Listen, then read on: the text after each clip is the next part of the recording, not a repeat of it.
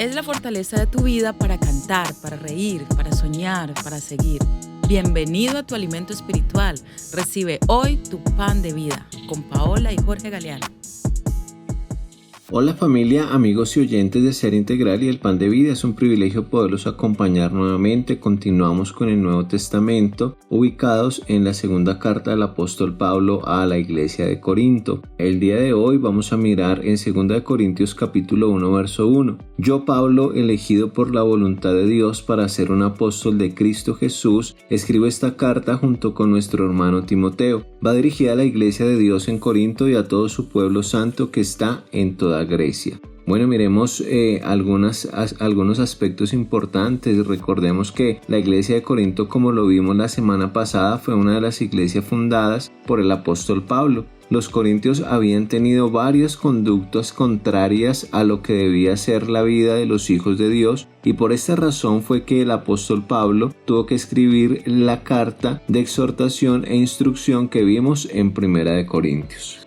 Bueno, vemos que después de que la iglesia recibiera esta primera carta, Pablo hace seguimiento a la respuesta por parte de ellos, donde al darse cuenta que habían asuntos que estaban empeorando, como el hecho de que se estaban levantando falsos apóstoles que querían poner por el piso su trabajo y su labor como apóstol, fue allí donde él realiza lo que él mismo llamó una visita dolorosa, para tratar personalmente con esto que estaba sucediendo. Y él, pues, al no ver una respuesta favorable, pues volvió a Éfeso muy triste y desconsolado por muchas cosas que se dio cuenta que estaban pasando allí, y desde allí escribió lo que se llama la Carta Severa. Esta no es una carta que está registrada en la Biblia, pero él sí la escribió. Históricamente, pues hay un relato de ello, y esta fue enviada por medio de Tito, quien luego de regresar trajo noticias al apóstol de la forma favorable que la mayoría de las personas de allí de la iglesia habían respondido con arrepentimiento. Pero vemos que el apóstol sabía que aún habían cosas que debía seguir tratando y confrontando, y por esta razón es que escribe esta segunda carta a los Corintios, que es una carta bíblica donde él expresa el alivio y el gozo por el arrepentimiento, pero también trata los temas de la preocupación que tenía en defensa de su apostolado, y exhortó a que continuaran con la preparación de la ofrenda a los pobres en Jerusalén, y también confronta a los falsos apóstoles.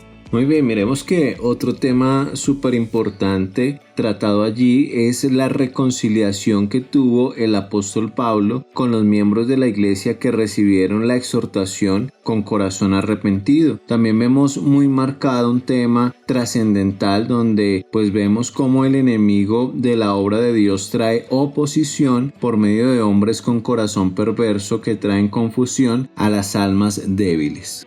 Y es triste saber que todo ese amor, esfuerzo, sufrimiento y dedicación que el apóstol tuvo al formar y al pastorear esta iglesia de Corintio, y que fue mucho tiempo invertido, pues esto estuvo entredicho por esas personas que llegaron a levantarse y que con su influencia quisieron echar a la basura pues todo lo que Pablo había hecho. Pablo los llama los superapóstoles porque se creían más que todo el mundo, y más pues obviamente que ellos, que eran los siervos escogidos del Señor de manera especial. Y vemos que estas personas querían impresionar con su elocuencia y con sus posesiones, y fue tan terrible la confusión que estos hombres trajeron a la iglesia, pues división, y vemos cómo despreciaron al apóstol, al hombre que los había pastoreado, al hombre que había llorado con ellos, que los había formado, que los había instruido, y lo más importante, que era el apóstol que era probado por el Señor, y aunque no tenía posesiones económicas, físicamente no era tan atractivo y no era tan impresionante al hablar, pues era el siervo que Dios había escogido.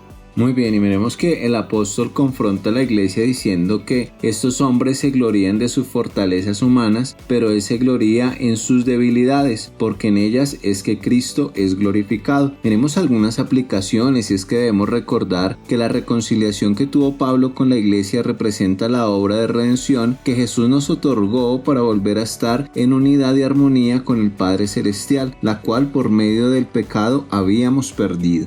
También otra aplicación que podemos ver es que el enemigo de la obra de Dios siempre utiliza sus artimañas y engaños para perturbar la mente de las personas y destruir la armonía, la unidad, el crecimiento y la madurez en la iglesia. Por eso debemos estar atentos y despiertos espiritualmente para conocer las intenciones de los líderes que se levantan a predicar un evangelio diferente a lo que está en las escrituras. Hoy no nos cansamos nosotros de repetir desde aquí que estamos plagados de muchos de ellos, de muchos falsos maestros y falsos cristos, falsos apóstoles, porque estamos plagados en el mundo, y personajes que así como en Corintios se levantaron para impresionar con su manera, como lo dije anteriormente, elocuente, con estas palabras que agradaban a los oyentes y que por medio de sus vidas atractivas y de lujos querían impactar a los que profesaban la fe para hacerlos caer en un evangelio diferente al que se encuentra en la palabra del Señor. Y vemos que Pablo nos enseña que no debemos jactarnos de nuestros logros para llevarnos la gloria que solamente le pertenece a Dios. Y este es un tema que al fin de semana vamos a profundizar un poco más. Y pues por último debemos tener un corazón agradecido con las personas que Dios puso en nuestro camino para instruirnos en la palabra y que nos pastorean. Muchos de ellos sacrifican su vida personal, sus sueños personales por el llamado del Señor. Así que esta es una enseñanza muy marcada que nos deja este pasaje, esta iglesia de Corinto que en algún momento quiso despreciar a Pablo, pero que hoy Dios nos llama por medio de ella a tener un corazón agradecido con las personas que han velado por nuestras almas, nos han pastoreado